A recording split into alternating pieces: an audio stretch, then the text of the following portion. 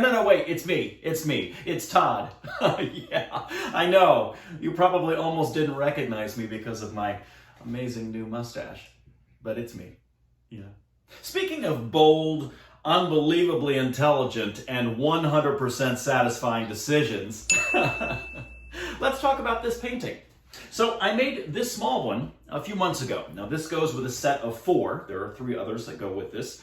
And I loved how bright and bold it was. So I tried to recreate that same idea using the same kind of color scheme, along with this very bright yellow background, on a larger canvas to then pair with this bright blue painting. I think they go pretty well together. They'll sit on the same wall on opposite sides of the wall, and I think they're pretty complementary. Here's how I made this one. Go big or go home. Giant yellow painting. Here we go.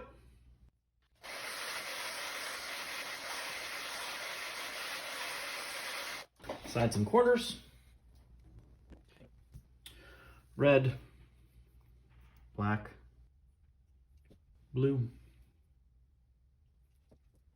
white. Now pour the background color around. Cover it with the background color.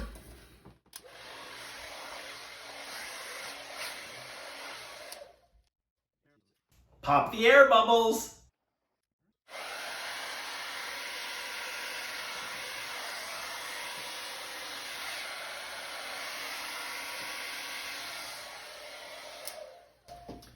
Holy cells, Batman. Yeah, I like what happened here with the mix of colors. Get rid of some of these straight edges because I don't like those as much. I'm going for my Rinska-Wisps.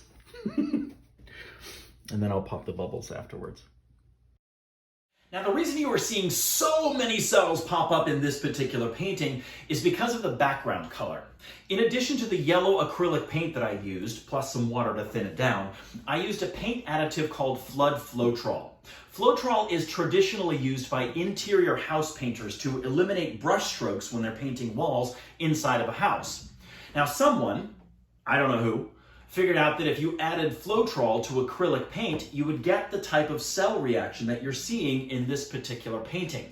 An added bonus of using Flood Floetrol is that it extends the life of your paint. So I needed a lot of yellow paint to cover this 16-inch by 20-inch canvas. I only used 50% paint to 50% Flood Floetrol, plus some water to thin it out. So that means that I was able to save half the amount of paint to get twice the amount of results. The cell reaction that you're seeing right here is caused from the yellow Flood Floetrol background color and the non-Flood Floetrol black, red, blue, and white. I decided to add some black paint to see if I could make it a little less muddy. That didn't work, so then I decided to scrape it off. And then incorporate the remaining paint into this new fresh yellow puddle. The next step was to just refine everything and to stay away from the center section because I thought that was so bold and energetic, not unlike my mustache. I really like the fact that when you put this black paint on in a mass like that and then puff it, the paint actually kind of fills in itself and eliminates the puddle and gives you more of a line, which is so interesting. It adds a little bit of depth to it, a little bit of action. I'm going to add a little bit right here. I wanted to add some more pops of color around the outside of the center section, so I poured those, puffed them out, and then let them fall back in on themselves and create their own interesting shapes. I did this a lot, like a whole lot with this particular painting. Until I finally ended up with this. Big, bold, and bright. It's exactly what I needed during these very interesting times.